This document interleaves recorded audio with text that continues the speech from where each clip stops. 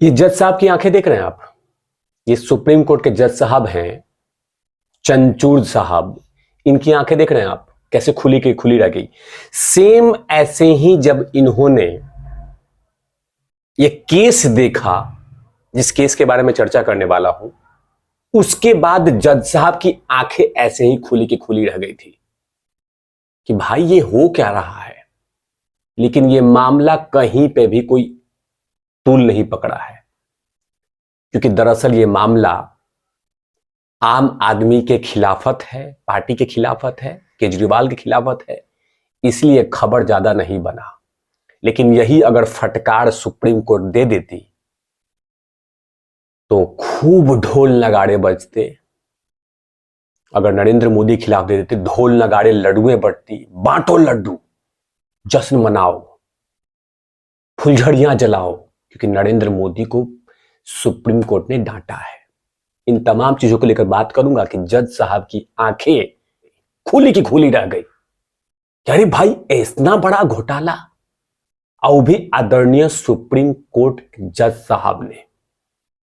ये तमाम चीजों को लेकर बात करूंगा, लेकिन विनती है कि लगभग वीडियोस को जमकर शेयर कर दीजिएगा। नमस्कार, आप देख रहे हैं तिवारी भैया, मैं हूं वेद प्रकाश। दरअसल ये पहले हेडलाइंस देख लीजिए।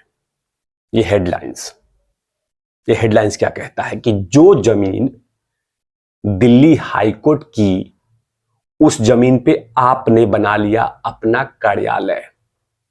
मतलब केजरीवाल की पार्टी ने अपना कार्यालय ही बना लिया। बताइए, ये आए थे दिल्ली को नहीं, पूरे भारत को सुधारने के लिए, करप्शन हटाने के लिए, करप्शन को जड़ से उखाड़ने के लिए आए थे कि करप्शन को मैं जड़ से उखाड़ के फेंक दूंगा और वहां पे ईमानदारी का पेड़ लगा दूंगा। ये आए थे, करप्शन को फूंक देंगे, ये आए थे। और देखिए इनकी कहानी, कोई फेक खबर नहीं है, मैं आगे चलूंगा, कोई फेक खबर नहीं है कि दिल्ली हाईकोर्ट के जमीन पे ही अपना ऑफिस। अब अंदाजा लगाइए आप कि यह व्यक्ति अगर प्रधानमंत्री बन जाता या कुछ राज्यों में इसकी सरकार आ जाती तो हालात क्या होते। अंदाजा लगाइए, कैलकुलेशंस कीजिए। आप तो जनता जनार्दन है, माई बाप है। अंदाजा लगाइए कि जो लगातार ढोल नगाड़े पीटते पीटते कहता है कि मैं ईमानदार हूं, ईमानदार हूं, ईमानदार हूं, आज ये अपडेट आ रहा है कि दिल्ली हाईकोर्ट की जमीन पे ही अपना ऑफिस। तो हड़प की सोच देखिए, हड़प की सोच देखिए इस पार्टी की। अगर यही चीजें भारतीय जनता पार्टी करती तो बाल्टी भर पानी पी पी के कहा जाता कि मोदी तानाशाह है, मोदी देश को लूट रहा है। चिलगोजे पत्रकार खूब सारे जश्न मनाते, कहते कि देखो देखो मोदी देश को लूट रहा है। यहां पे क्या हुआ था, जज साहब ने क्या कहा है ये बतला देता हूं, उसके बाद भी चर्चा करूंगा कि आदरणीय जज साहब ने क्या कहा है। सुप्रीम कोर्ट ने मंगलवार को कहा कि दिल्ली के राउज रेवेन्यू स्थित आम आदमी पार्टी का जो राजनीतिक कार्यालय कब्जा की हुई जमीन पे बनी है। कोर्ट ने कहा है कि जिस जमीन पे यह राजनीतिक कार्यालय बना है वह दिल्ली हाईकोर्ट की को जमीन आवंटित किया गया है। सुप्रीम कोर्ट ने जो कहा है वो सबसे बेहद इंपॉर्टेंट है। हैरानी की बात है कि सुप्रीम कोर्ट ने कहा कि हैरानी की बात है कि दिल्ली हाईकोर्ट की जमीन पर एक राजनीतिक दल का दफ्तर चल रहा है। सुप्रीम कोर्ट ने कहा कि यह जमीन दिल्ली हाईकोर्ट को लौटाई जाए।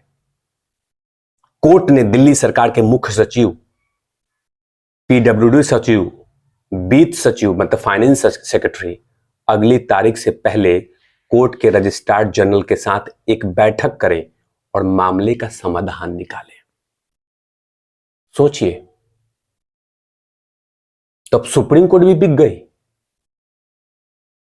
सोचिए, आवंटित जमीन को कैसे खींचा जा रहा है।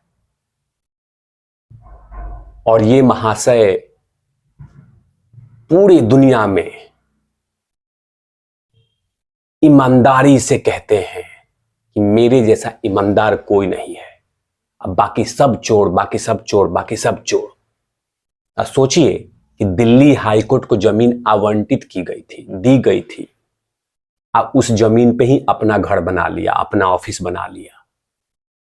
भाड़ में जाए कोई और, मेरा तो अपना ऑफिस चल रहा है ना। लेकिन धन्यवाद है आदरणीय सुप्रीम कोर्ट को जो इस पे बातें कही है।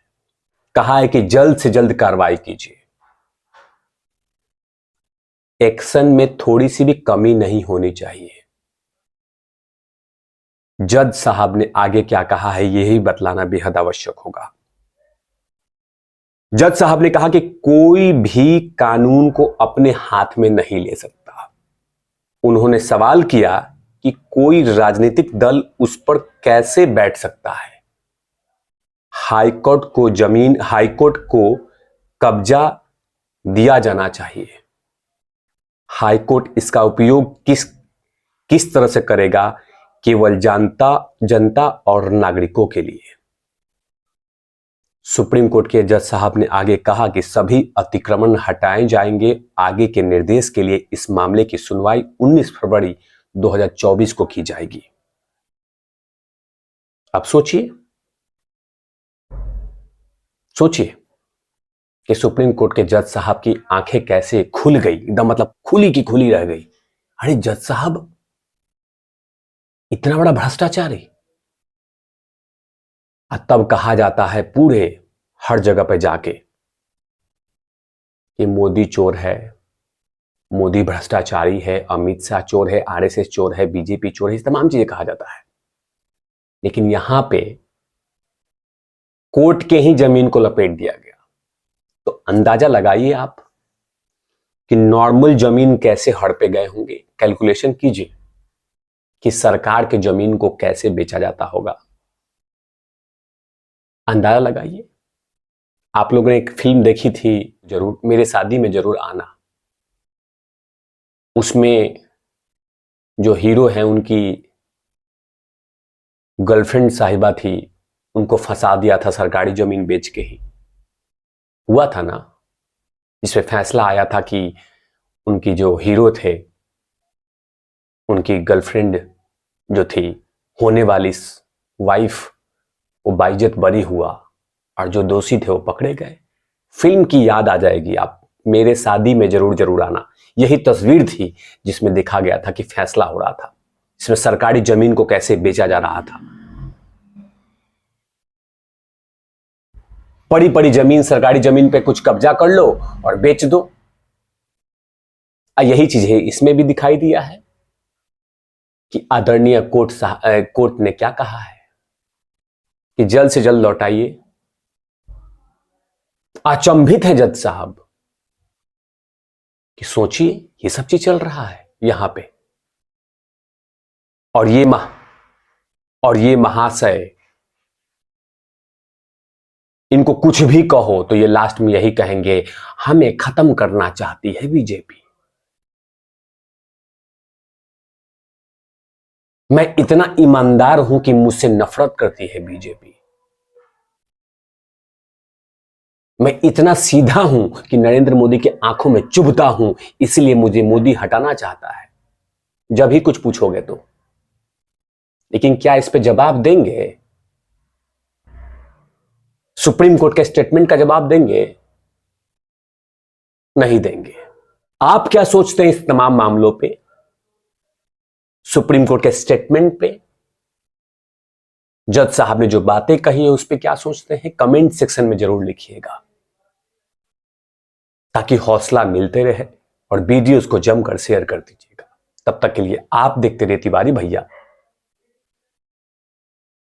तिवारी भैया। मैं हूं वेद प्रकाश, कैमरामैन ध्रुव लाठी के साथ, और नॉट लवीज।